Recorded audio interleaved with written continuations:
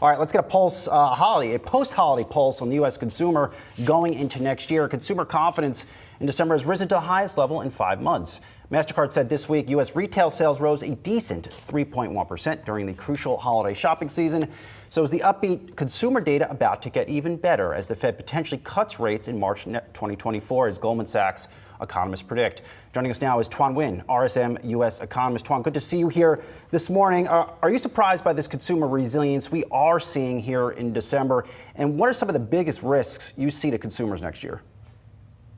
We are not totally surprised by the improve in terms of confidence from the consumers, because we know that there's still a lot of excess savings, around $400 billion in terms of excess savings. And it's always great to be on air at the end of the year to talk about good news, right? 2024, we think, will be the year when we begin to experience the new normal.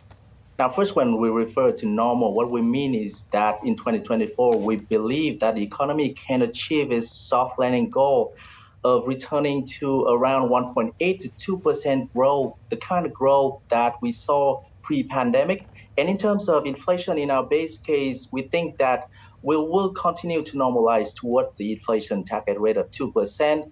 And the underlying inflation is expected to end the year around 2.5%.